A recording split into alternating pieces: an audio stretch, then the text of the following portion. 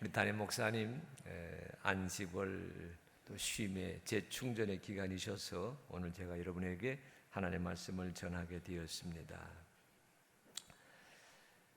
스티브 도나휴라고 하는 사람이 있어요. 캐나다 출신입니다. 여행 컨설턴트고 지금은 작가로 살고 계시더군요. 사실은 그분이 이제 여러 해 전에 쓴 책이 전 세계에서 번역이 되었습니다만 우리나라에서 유독 베스트셀러가 된 책이 있습니다.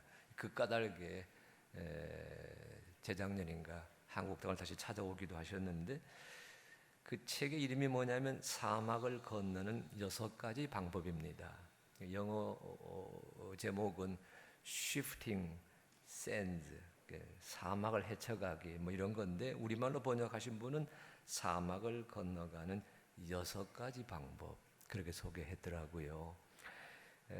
이분이 이제 사하라 사막을 건넜던 경험을 소개해 준 일종의 일기체의 보도문인데 말은 사하라 사막이지만 읽다 보게 되면 우리 인생이란 또 우리가 살아가는 삶이란 광야 사막을 어떻게 헤쳐가야 될 것인가 그걸 전해주는 그런 여러 가지 그 교훈 같은 이야기들이 쓰여 있었습니다. 6가지가 뭐냐면 이런 내용이에요. 첫째, 사막을 건너갈 때에는 끊임없이 모양이 변하는 모래 사막 때문에 지형이 변합니다.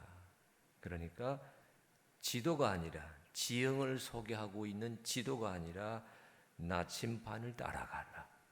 눈에 보이는 지도가 아니라 나침반, 북쪽을 가리키는 나침반을 따라가야 방향을 잃지 않는다라고 그렇게 충고하였습니다.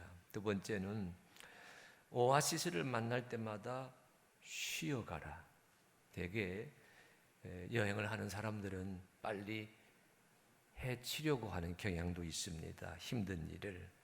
그래서 빨리 가려고 하지 말고 서둘러 가려고 하지 말고 제대로 가기 위해서는 오아시스라는 쉼터를 만날 때마다 그곳에서 쉬면서 다음 여정을 준비하여야 된다. 뭐 그리 충고했습니다. 세 번째가 재미있는 거예요. 실제적인 건데 사막을 여행하다가 자동차가 모래무지에 갇히면 타이어에서 바람을 빼라. 여러분 유목민들은 낙타를 타고 여행하지만 요즘 사막을 종주 또는 횡단하는 여행객들은 사륜구동 지프차를 탑니다. 사륜구동이니까 힘이 있잖아요. 그런데 제 아무리 튼튼한 사륜구동 자동차라고 하더라도 모래구덩이에 빠지면 꼼짝을 못합니다. 대개 경험 없는 사람들은 모래구덩이에 자동차가 탁 박히게 되면 악셀레이터를 밟거든요. 근데 밟으면 밟을수록 자동차는 모래 속으로 점점 빠져 들어갑니다. 그럴 적에 이제 스티브가 해준 충고가 뭐냐면 자동차에서 내려서 자동차 타이어에 공기를 빼라는 겁니다.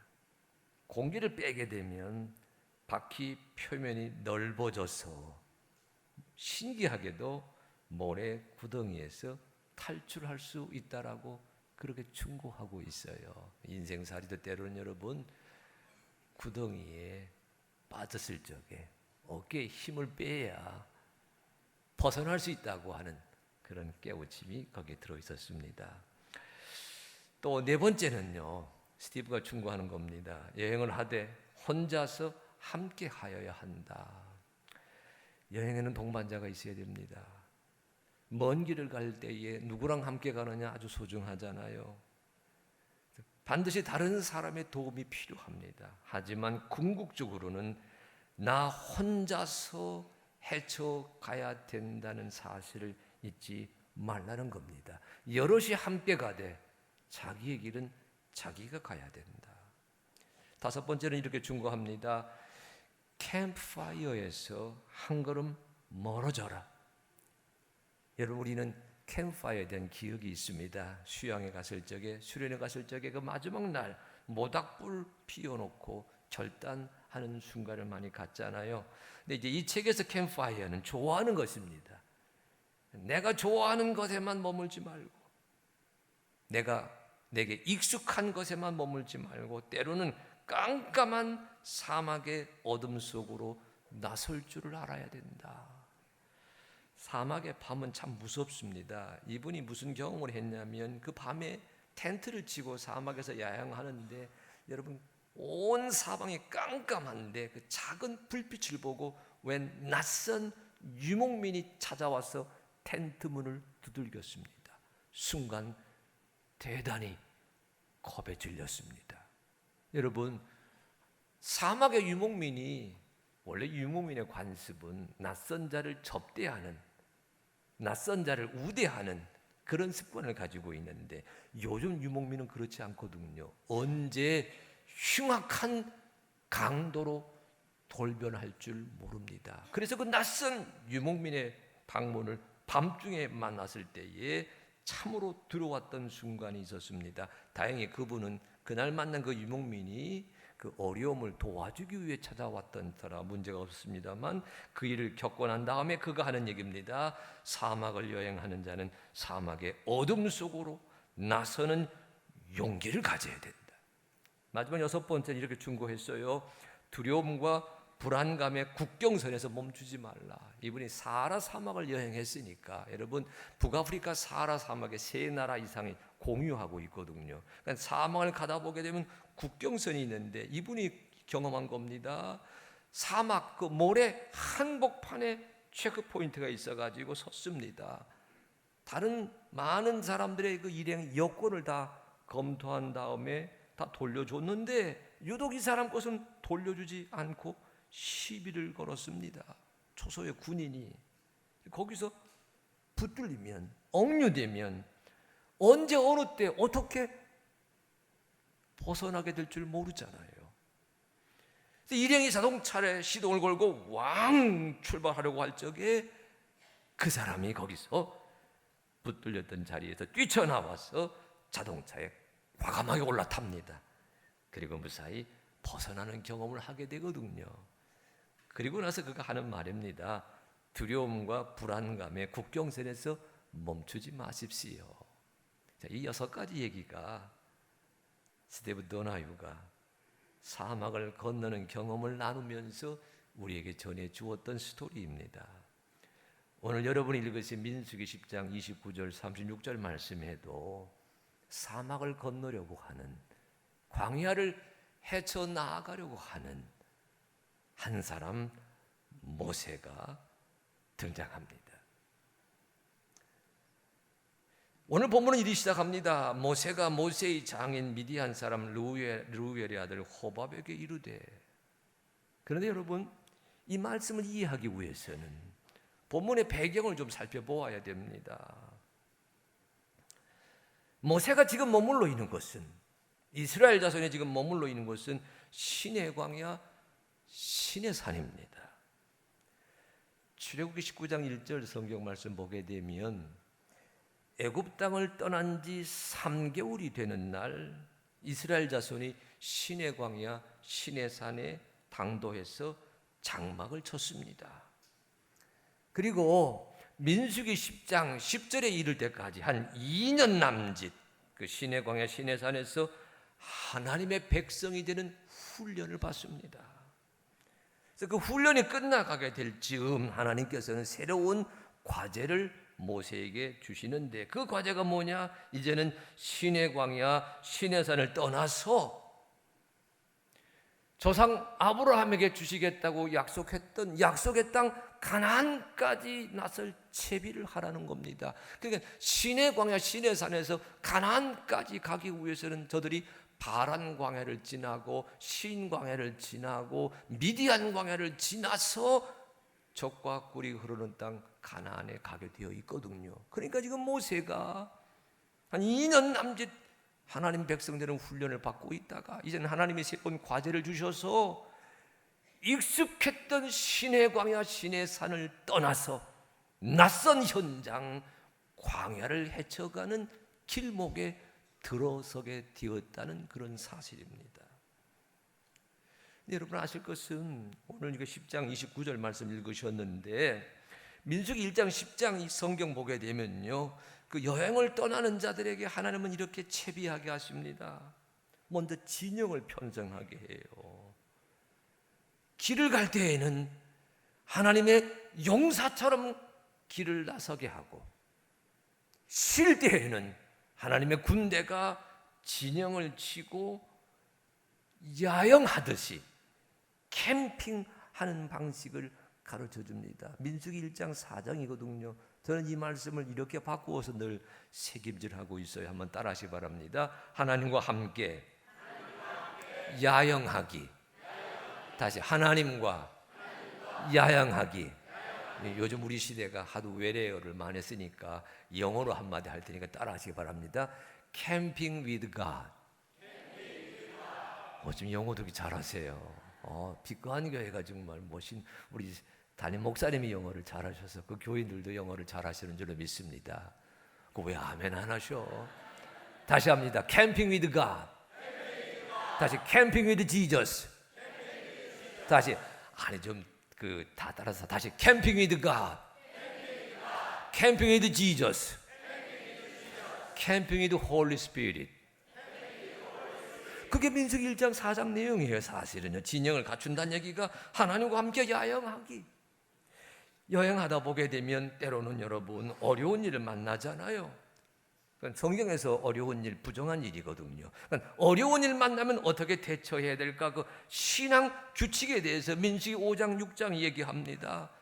여행한다고 해서 예배 안 드릴 수 없잖아요. 그러니까 여행 중에 사망을 헤쳐가더라도, 광야를 헤쳐가더라도 하나님의 백성답게 제물과 제사를 드려야 된다는 그런 가르침이 민수기 7장에 나오는 얘기고요. 그 다음에 이어지는 말씀 보게 되면 이제 시내 광야 시내산을 떠나는 게 새로운 출발이거든요. 그러니까 애굽 땅 고센 땅을 떠날 적에도 그들은 숫꽃 그 근처에서 유월절을 지냈는데, 두 번째 출발하는 이 장면에서도 민수기 9장 성경 말씀 보게 되면 유월절을 지키라 그래요. 그러니까 새로운 절기가 시작된다. 새로운 날이 시작된다. 그리고 난 다음에 성경은 광야를 떠나는 방식에 대해서 설명합니다. 광야로 나서는 방식에 대해서 가르쳐 줍니다. 그 말씀이 민수기 10장 11절과 12절이에요. 여러분 혹시 성경 찾으셔서 같이 읽어보실까요? 민수기 10장 11절과 12절 같이 읽습니다. 자, 시작.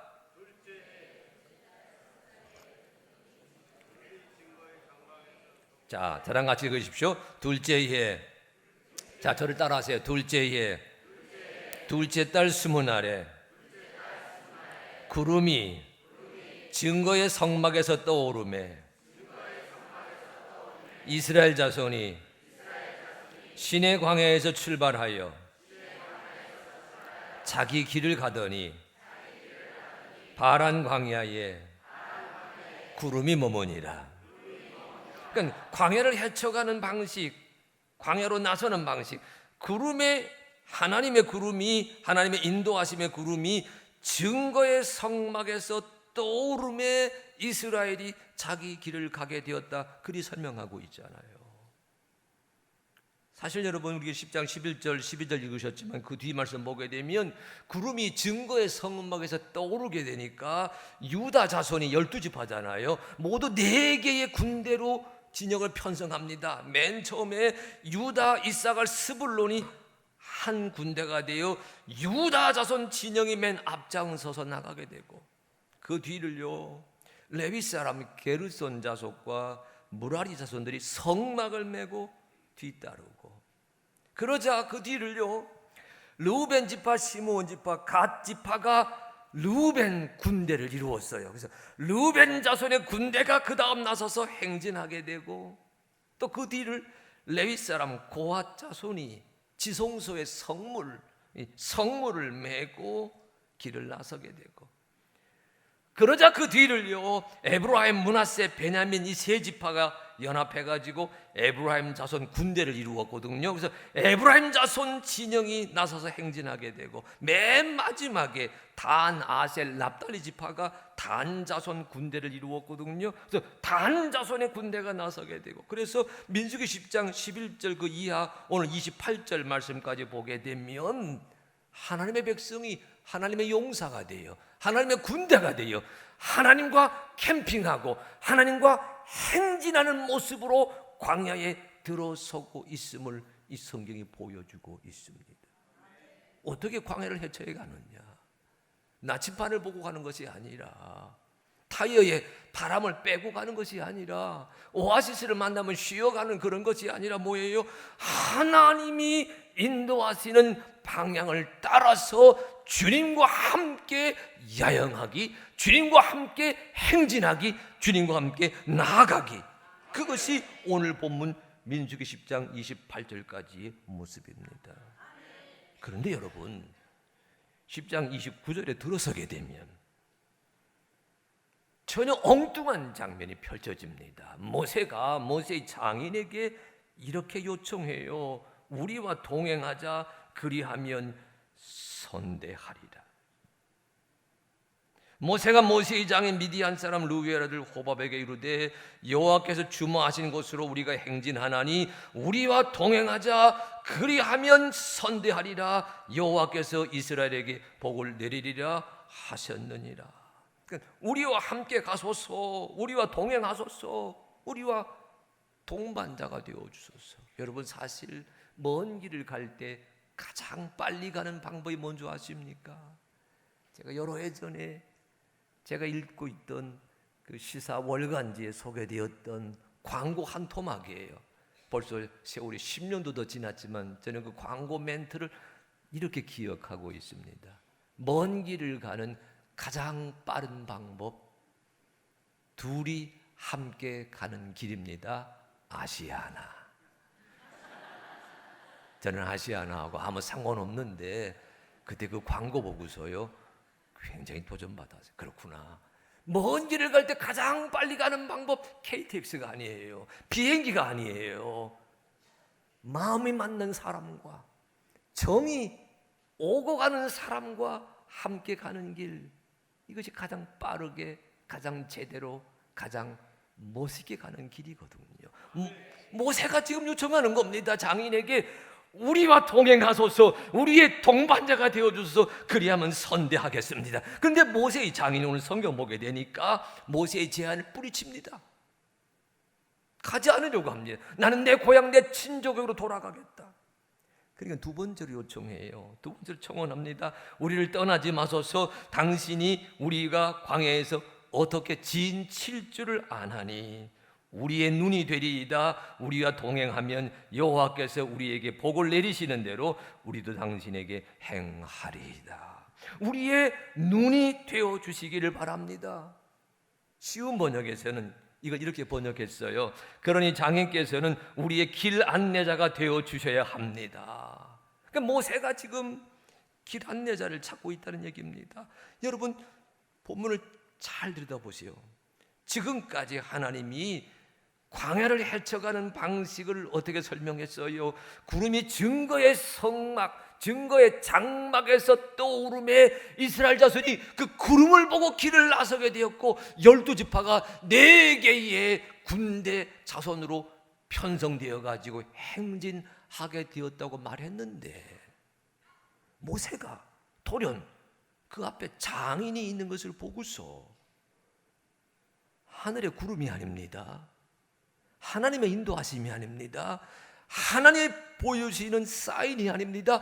장인에게 하는 얘기예요. 우리의 안내자가 되어주시기 바랍니다. 우리의 길잡이가 되어주세요. 우리의 눈이 되어주세요. 우리의 내비게이션이 되어주세요. 여러분, 그것이 오늘 성경 29절 32절의 내용입니다. 여러분, 따지고 보면 모세의 장인에게는 길 안내자, 사막을 헤쳐가는 능숙한 안내자가 될 수 있었습니다. 그는 미디안 제사장으로 소개되거든요. 여러분 잘 아시는 것처럼 그때는 여러분 정치와 종교가 분리되어 있지 않았습니다. 제사장 하게 되면 한 사회를 통솔하던 지도자였어요. 모세의 장인이 미디안 제사장이었다. 그 얘기는 뭘 의미합니까? 미디안 부족의 정치, 사회, 종교를 관장할 만한 탁월한 리더십이 그에게 있었습니다. 광야를 알아야, 사막을 알아야, 광야에서 생존하는 법, 사막에서 번성하는 법칙을 그가 알고 있었기에 그는 정치, 사회, 종교의 우두머리가 되었으니까 모세가 그 장인에게 찾아가서 광야를 헤쳐가는 방식을 일러주십시오 라고 말했던 것은 그렇게 무리한 부탁은 아니었다 말할 수 있어요. 게다가 이 모세의 장인은요, 재산이 있었습니다. 부자였어요. 딸이 7이었습니다. 오늘날 우리와 좀 다르게 고대 시대에서는 딸이 7이었다. 그러면 그 아버지는 대단한 능력을 지닌 사람입니다. 딸 하나하나 시집 보낼 때마다 엄청난 지참금을 아버지 몫으로 챙기게 되잖아요. 대단한 부자였어요. 게다가 여러분, 출애굽기 3장 성경 보게 되면 모세가 40년간 미디안에 몸을 숨기지 않았습니까?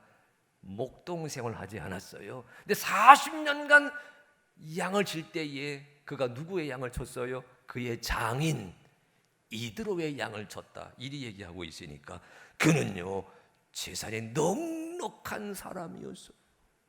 그러니까 모세가 그 장인에게 말하는 겁니다. 실력이 있잖아요. 능력이 있잖아요. 재산이 있잖아요. 그에게 요청하는 겁니다. 우리의 눈이 되어주세요. 신분이 높으면 되게 사람이 까칠합니다. 여러분 경험하셔 아시잖아요. 그런데 모세의 장인은 신분이 높지만은 그 성품이 유하기 짝이 없습니다. 뭘 봐서 알 수 있느냐?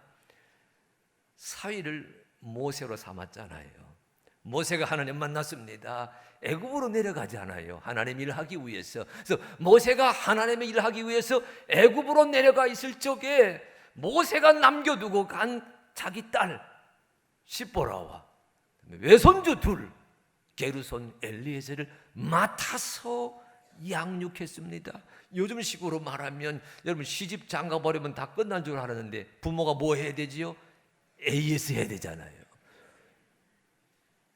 모세의 장인 AS 할 줄 아는 넉넉한 다정한 사람이었습니다.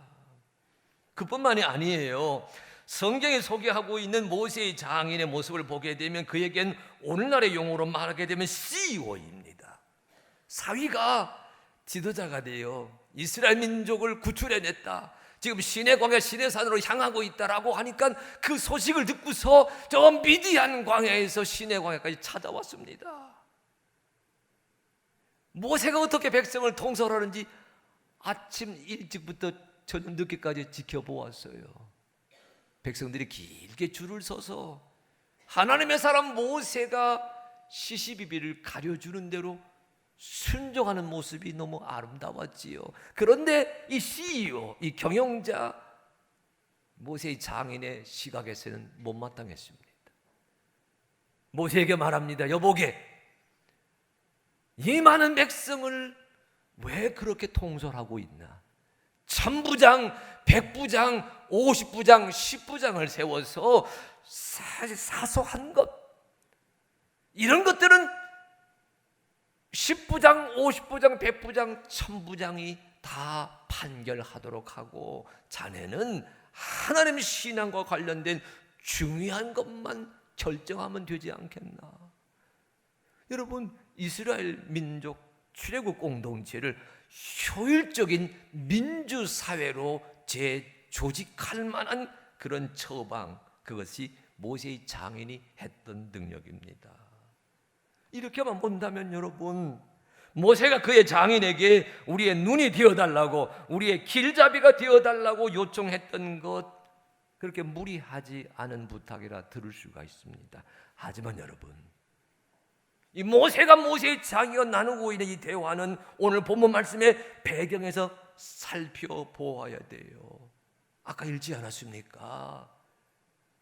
이스라엘 백성이 어떻게 애굽을 나왔어요? 어떻게 홍해를 건넜습니까? 어떻게 저들이 여기까지 왔어요? 그리고 우리가 32절까지 지금 이제 있습니다만 33절 이후에 보게 되면 그들이 어떻게 시내 광야를 떠나서 다음번 목적지로 향해 나아갈 수가 있습니까? 성경은 이렇게 소개하고 있습니다. 출애굽기 13장 20절 이하 말씀 보게 되면 이스라엘 자손이 여러분 애굽 땅을 나와 가지고 홍해 바다 갈 때까지 누가 인도했느냐? 그 길을 어떻게 갔느냐? 성경은 이렇게 소개합니다. 그들이 숫곳을 떠나서, 숫곳은 애굽 땅 말합니다. 광야 끝 에담의 장막을 치자 여호와께서 그들 앞에서 가시며 낮에는 구름 기둥으로 그들의 길을 인도하시고, 한번 따라하시기 바랍니다. 여호와께서 그들 앞에서 가시며, 다시 합니다. 여호와께서 그들 앞에서 가시며, 그러니까 여호와께서 그들 앞에서 가시면서 낮에는 구름 기둥으로 그들의 길을 인도하시고 밤에는 불 기둥을 그들을 비춰 주셨다고 얘기합니다. 그러니까 처음에 애굽 땅을 나와서 홍해 바다 갈 때까지는 여호와께서 그들을 인도하셨다 그리 되어 있잖아요. 여러분, 그들이 홍해 바다를 어떻게 건넜습니까? 출애굽기 14장 19절 이하 말씀 보게 되면 홍해 바다를 이렇게 건넜습니다. 이스라엘 진 앞에 가던 하나님의 사자가 그들의 뒤로 옮겨가매 구름 기둥도 앞에서 그 뒤로 옮겨 애굽 진과 이스라엘 진 사이에 이르러서니 저쪽에는 구름과 흑암이 있고 이쪽에는 밤이 밝음으로 밤새도록 저쪽이 이쪽에 가까이 못하였더라. 누가 인도했어요? 어떻게 길을 건넜어요? 어떻게 바다를 건넜어요? 따라하시기 바랍니다. 하나님의 사자가, 다시 하나님의 사자가 그들의 뒤로 옮겨가매. 여러분, 하나님의 사자가 그들의 뒤로 옮겨가서 추격하는 애굽의 군사들을 막아주셨기에 그쪽은 깜깜한 밤이 계속이 되었고, 하나님의 사자가 그들을 막아주시면서 이들 바다로 마른 길을 걸어가려고 하는 자들에게는 빛을 비춰주셨기에 밤새도록 밤이 밝았다 그리 되어 있잖아요. 무엇을 보고 왔어요? 하나님의 사자를 보고 왔습니다. 아까 이렇게 민수기 9장 17절 잠깐 말씀드렸는데, 신의 광야 신의 산을 떠나게 할 적에 하나님 어떻게 준비하게 하셨어요? 9장 17절 말씀 보게 되면 구름이 성막에서 떠오르는 때에는 이스라엘 자손이 곧 행진하였고 구름이 머무는 곳에 이스라엘 자손의 진을 쳤으니, 하나님의 구름이 길을 인도해 주셨다는 얘기입니다. 여러분 잘 보십시오. 처음에는 하나님이 앞서가신다. 그 다음은 하나님의 사자가 인도하신다. 그 다음 뭐예요? 하나님의 구름이 인도하신다. 그 다음 뭐예요? 이제 살펴봅니다. 하나님의 언약궤가 인도하신다. 저들이 걸어왔던 길 하나님이 인도하셨습니다. 지금 있는 길 하나님이 인도하십니다. 앞으로 나아갈 길 하나님이 인도하여 주실 것입니다. 여러분, 이 은혜가 우리 가운데 있는 줄로 믿습니다. 잘 보세요. 지금까지 걸어왔던 길 하나님의 사자가 막아주셨어요. 하나님이 인도하여 주셨습니다. 지금도 하나님의 구름이 인도하시기에 길을 떠나게 되는 겁니다. 앞으로도 하나님의 언약궤가 인도하시기에 그 길을 나가게 될 것입니다. 이 은혜가 우리 가운데 있는 줄로 믿습니다. 그런데 오늘 성경 본문에서는 모세가 뭐라고 요청하고 있어요? 장인에게 우리의 눈이 되어주세요. 얘기했지요. 그런 능력이 있습니다. 모세의 장인. 그런 재산이 있습니다. 모세의 장인. 그런 실력이 있습니다. 모세의 장인. 그런 경험이 있습니다. 모세의 장인. 사막에 길을 낼 줄 알고 광야의 길을 펼 줄 아는 능력이 그 모세의 장인에게 있다고 모세가 생각했기에 뭘 잊어버렸어요? 뭘 망각했어요? 하나님의 손길을 잊어버렸습니다. 그러니까 오늘 성경 모세가 모세의 장인 미디안 사람 루엘의 아들 호밥에게 이르되, 이리 시작되는 말씀은 우리에게 무엇을 암시하고 있느냐? 따라하시기 바랍니다. 그것은 모세의 착각이었습니다. 다시, 모세의 착각이었습니다. 다시 합니다. 자, 이해해야 되는데, 따라하시기 바랍니다. 이해해야 되는데 오해하고 말았습니다. 하나님의 사람 모세가 하나님의 방식을 이해하고 순종해야 되는데, 눈에 안 보이는 하나님보다는 지금 눈에 버티고 있는, 내 앞에 서 있는 경험 많고 재산 많고 능력 많고 탁월한 지도자, 장인에게 요청하는 겁니다. 우리의 눈이 되어주세요. 이 길을 헤쳐가는 길잡이가 되어주세요. 여러분, 이 착각, 이 오해가 하나님의 사람 모세만 이루었던 오해입니까? 아닙니다. 우리 목회자도 오해합니다. 우리 장로님들도 오해합니다. 우리 교인들도 오해합니다. 지금까지 인도하셨던 하나님의 인도, 하나님의 말씀, 하나님의 역사, 하나님의 은총을 우리가 머릿속으로 알고 있는데도 당장 광야를 헤쳐가려고 하다 보니까, 그리고 눈앞에 경험 많은 사람이 있다 보니까 하나님을 잊어버리고 사람에게 의존하려고 하는 실수가 우리가 범하는 실수 아니겠습니까? 따라하시기 바랍니다. 그것은 오해였습니다. 여러분, 옆 사람의 손 한번 잡아보세요. 그 눈을 보시기 바랍니다. 이렇게 접어가십시오. 아니, 악수하라는 거 아니고 이건 성령께서 여러분 안수하는 순간입니다. 자, 손을 잡아보세요. 자, 눈을 보시기 바랍니다. 째려보지 말고 접어가십시오. 당신, 아니 이름 대면, 직분 대면 얼마나, 당신 싸우자고 덤비는 거 아니잖아. 자, 당신 오해하지 말고 이해하셔야 됩니다.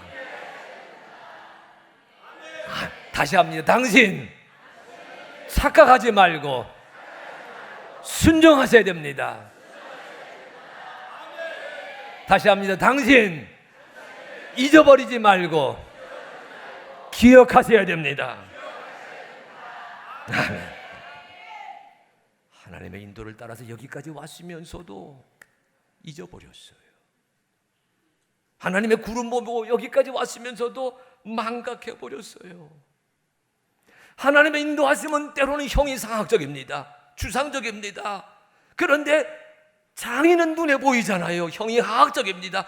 구체적이잖아요. 그러니 돈 보다가, 권세 보다가, 그 사람의 명예 보다가, 그 사람의 경험에 빠져서 하나님을 오해하고만 실수가 그의 실수가 아니고 나의 실수입니다. 본문은 민수기 10장 29절 말씀에서 우리를 그렇게 꾸짖고 있습니다. 오늘 성경 말씀이 감사한 것은요, 모세가 실수를 했는데 우리 하나님이, 민수기 성경 말씀이 모세를 이렇게 애들로 꾸짖습니다. 19장 29절 전반절 말씀인데 모세의 장인, 그를 이렇게 소개하고 있어요. 여러분, 민수기 10장 29절 전반절 이르되까지 다 찾으셔서 다 같이 한번 읽어봅니다. 자, 시작.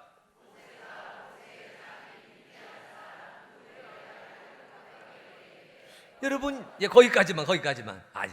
성가대가 좀 급해가지고 먼저 나갔어요. 회중은 딱 거기 정차했는데, 잘 아시잖아요, 여러분. 찬양할 때 중요한 거는 쉼표입니다. 쉼표. 쉴 줄 알아야 돼요. 지휘자님 그렇지요. 아멘. 보세요. 막 나가면 안 돼요. 쉬래. 이르되까지 다시 같이 읽어봅니다. 자, 시작.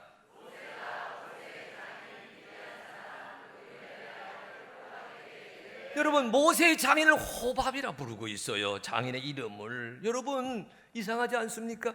성경을 여러분 읽어보신 분들은요, 모세의 장인의 이름은 호밥이 아니라 이드로입니다. 아니, 출애굽기 2장 18절 말씀 보게 되면 모세가 십보라를 처음 만날 적에 그 장인의 이름, 그 아버지 이름을 뭐라 소개했느냐? 르우엘이라 소개했어요.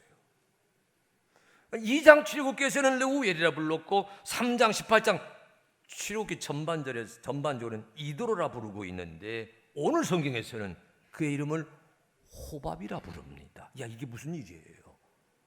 왜 한 사람을 두고서 르우엘이라 불렀다가 이드로라 불렀다가 호밥이라 부릅니까? 더군다나 출애굽기에서 모세의 장인은 미디안 사람인데, 여러분 사사기 4장 또는 사사기 1장 성경 보게 되면 모세의 장인의 그 소속을 겐 사람이라 소개하고 있어요. 성경학자들은 이 미디안과 겐은 이렇게 해결합니다. 미디안 부족의 겐 사람, 미디안 부족의 겐 지파, 겐 씨족, 뭐 이렇게 부르니까 그건 이해가 되는데, 그건 그렇다 손치더라도 왜 그 장인의 이름을 부를 적에는 저쪽에서는 르우엘, 이쪽에서는 이드로, 왜 오늘 본문에서는 호밥이라 부릅니까? 헷갈리잖아요. 헷갈리죠. 오래전에 제가 섬기던 교회 교우들과 함께 그 초대교회 그 성지 순례했던 적이 있습니다. 그래서 초대교회 그 자취를 찾아서 터키 반도를 쭉 돌아다니다가 마지막쯤 그 이스탄불에 그 박물관, 톱카프 박물관 거기를 갔었습니다. 그 톱카프 박물관은요 사실은 왕궁이었어요. 주 15세기에서 19세기까지, 그러니까 1차 세계대전 나기 직전까지 오스만 투르크 제국이 그걸 다스렸거든요. 그 중심지가 이스탄불인데 그 왕궁이 있던 그 왕을 술탄이라 불렀습니다만, 그 술탄이 머물던 곳을 톱카프라 불렀는데 오늘날은 그곳을 박물관으로 개조해 놔서 일반에게 공개했어요. 많이 거기 톱카프 박물관 가는 이유가 딱 하나입니다. 그 술탄이 거느렸던 그 아주 화려했던 생활, 그래서 그가 모았던 보석들, 화려했던 모든 그 금은 폐물을 사람들이 보기 위해 가는데, 아마 세계에서 제일 큰 다이아몬드가 거기 전시되어 있어요. 그래서 그거 보러들 1시간 이상 줄 서서 기다립니다. 뭐 65캐럿인가 그러는데, 저도 그 전에 갔을 적에 보니까 제 눈에는 다이아몬드가 아니고 돌덩어리였습니다. 65캐럿이니까. 근데 이번에 제가 갈 적에 우리 교우들과 함께 그 톱카프 박물관 제가 소개하면서, 제가 미리 여행을 준비하다 보니까 그 박물관 안내 자료에 이런 멘트, 이런 설명이 있었어요. 우리 박물관에는 모세의 지팡이가 보존되어 있습니다. 이야, 그 우리 이제 25명 갔는데 우리 교우들에게, 야, 다이아몬드 보는 것이 아니라 모세의 지팡이 보러 가자. 다이아몬드 보는 것은 1시간 이상 줄을 쭉 서서 기다렸지만 모세의 지팡이 보는 것은 아무도 안 가요. 옆 건물. 그래서 들어가자마자 거기에 들어섰습니다. 그리고 2층에 쫙 올라갔더니 정말 방탄유리 상자에 담겨가지고요, 빨간 비로도 천으로 딱 거기에 웬 막대기가 하나 딱 전시되어 있는데 모세의 지팡이, 모세스 스태프 이렇게 써 있었습니다. 우리 이름이 뺑 둘러보는 거예요. 다 할 말을 잃어버렸습니다. 아마 내가 기억하기에는 저 10개 영화 있어요. 그 돌아간 그 유명한 배우 그 뭡니까 찰턴 헤스턴 그 들었던 그 지팡이 있잖아요. 아마 그런 걸 연상했던 모양이지. 그걸 보더니 한 5분 이상 아무도 아무 말 안 해요. 저도 아무 말 안 했지. 보고 놀래가지고. 그랬더니 한참 있다가 집사님 한 분이 제게 그렇게 손들고 질문합니다. 목사님, 그런데 이것이 진짜예요, 가짜예요? 영락 없는 대한민국 사람이었어요. 우리는 어디 가나 묻잖아요. 진짜냐 가짜냐. 제가 그때 그분에게 이렇게 대답했던 것을 기억해요. 아마 가짜겠지요. 진짜 아닐 겁니다. 하지만 진짜일 수 있는 것은 이런 뜻 때문에 그래요. 모세 시대의 미디안 광야에서 목자 생활을 했던 사람이 그 손에 들었던 지팡이라면 이런 막대기 모양이었을 겁니다. 왜냐하면 그 광야에는, 그 사막에는 나무가 자라지 않거든요. 나무가 없으니까 우리가 상식적으로 알고 있는 우람한 모습의 지팡이는 있을 수가 없었겠지요. 여러분, 그 경험 가지고 민수기 10장 29절 읽어봅니다. 모세가 모세의 장인 미디안 사람 르우엘의 아들 호밥에게 이르되, 장인의 이름이 호밥입니까? 이드로입니까? 르우엘입니까? 어느 것이 진짜입니까? 우리는 그렇게 물을 수가 있거든요.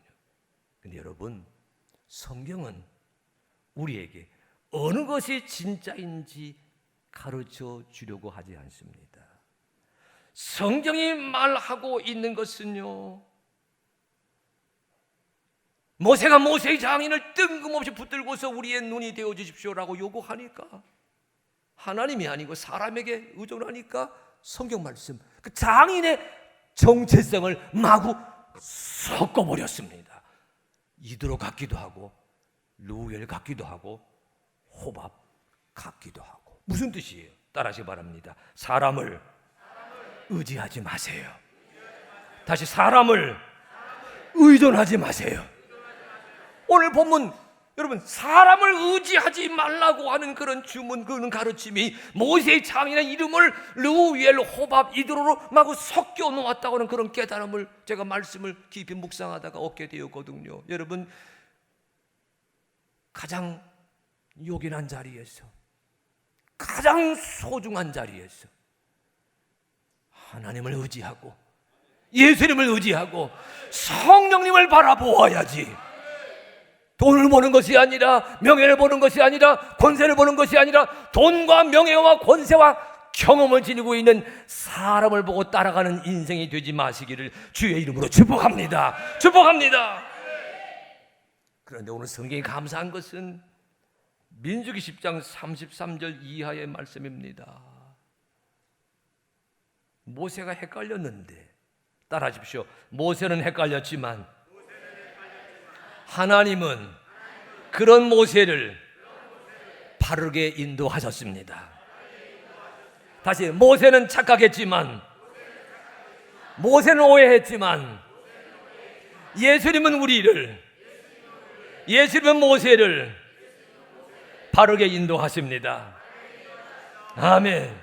여러분, 민수기 10장 33절 이하 읽어봅니다. 다 같이 읽어볼까요? 자, 33절 같이 읽어봅니다. 자, 시작. 그들이 여호와의 산에서 떠나 3일 길을 갈 때에 여호와의 언약궤가 그 3일 길에 앞서가며 그들의 쉴 곳을 찾았고, 34절. 그들이 진영을 떠날 때에 낮에는 여호와의 구름이 그 위에 덮여섰더라. 아멘. 아멘. 보세요. 모세는 헷갈렸지만, 모세의 장인에게 우리의 길잡이가 되어달라고 요청했지만 하나님은 그를 꾸짖으셔야 되는데 어떻게 꾸짖었어요?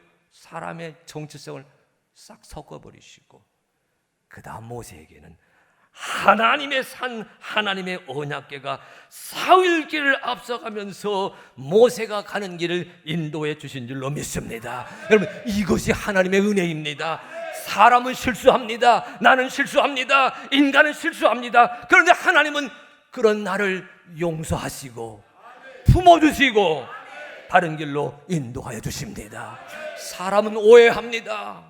사람은 착각합니다. 근데 우리 하나님은 그런 나를 그리스도 예수의 보혈의 은혜로 품어주셔서 바르고 온전한 길로 인도하여 주십니다. 여러분, 사람은 모자랍니다. 눈에 안 보이는 하나님, 눈에 덜 보이는 말씀보다는 눈에 보이는 재산과 권력과 경험에 매일 때가 있잖아요. 그런 자에게 말하는 겁니다. 세상에 매이지 말고 하나님의 은혜를 누리며 살아가는 주인공이 되어야 된다는 것을 주님께서 말씀하여 주십니다. 여러분, 이것이 복음입니다. 여러분, 이 복음의 은혜로 살아가는 여러분 되시기를 주의 이름으로 축복합니다. 하나님의 인도를 따라왔던 것을 경험했으면서도 막 광야에 들어서는 자리에서 은혜를 망각했던 모세를 하나님이 쳐다보시다가, 여러분, 사람의 방식은 회초리 드는 것이잖아요. 하나님의 방식은 품어주십니다. 사람을 바라보고 길을 보여주셔야 했던 자에게 하나님이 말없이 나서서 사흘 길을 앞서가면서 우리의 갈 길을 인도해 주시는 주님이신 것을 기억하셔야만 됩니다. 오늘은 광복절 기념주일입니다. 1945년부터 따져보십시오. 72년, 73년 되어갑니다. 우리가 어떻게 광복의 은혜를 얻었습니까? 함석헌 선생이 쓰신 뜻으로 본 한국사, 그 책을 보다 보게 되면 이 1945년 8월 15일의 사건을 이렇게 기억합니다. 아무도, 어느 누구도 광복이 되리라고 기대하지 않았다. 그러나 1945년 8월 15일 되었을 때 우리는 해방되었다. 그것은 하나님의 은혜이었다. 여러분, 하나님의 은혜로 대한민국이 광복의 은혜를 얻고 나라가 수립되고 경제 부흥을 이루어서 여기까지 오게 되었습니다. 지금 우리는 사방을 둘러보아도 구 한말의 정세와 다르지 않아요. 일본과 힘겨루기 합니다. 중국 앞에서 힘들어합니다. 러시아 앞에서 아무 말 하지 못합니다. 북한과의 관계에서 마음 조마조마해합니다. 바다 건너 미국과의 그 사이에서도 넉넉하지가 않습니다.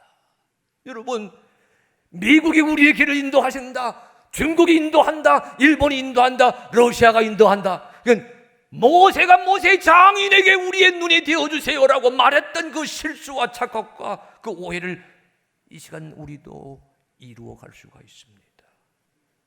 빛과 교회 여러분, 다시 회복하십시다. 사람이 아니라 하나님 인도해 주신 줄로 믿습니다. 인도하여 주시옵소서. 하나님이 눈이 되시고 하나님이 이정표가 되시고 하나님의 말씀 따라 나가게 될 적에 우리는 이 난관을 헤쳐가게 되는 또 하나의 광복을 이루어가게 될 줄로 믿습니다. 그 깨달음이 있었기에 마지막입니다. 모세의 입에서 나오는 말이 달라집니다. 그게 35절 36절이에요. 여러분, 민수기 10장 35, 36절 같이 읽어봅니다. 자, 시작.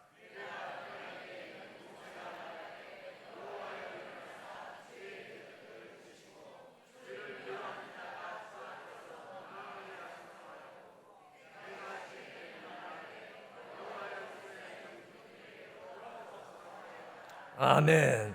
보세요 여러분, 교회가 떠날 때에는 모세 입에서 무슨 소리가 나옵니까? 여호와여 일어나 주시옵소서. 사람이 아닙니다. 여호와여 일어나소서. 대적들을 흩어러 주소서. 원수들이 주 앞에서 도망하게 하소서. 교회가 쉴 때에는 고백합니다. 여호와여 이스라엘 종족에게로 돌아오소서. 여러분, 이 고백을 회복하셔야 됩니다. 따라서 합니다. 하나님이여 일어나소서. 예수님 일어나 주세요. 성령이여 우리를 구원하소서. 아멘. 아멘. 다시 합니다. 하나님 우리를 구원하소서. 손도 따라서 하면 이쁠 텐데 다시 하나님 우리를 구원하소서.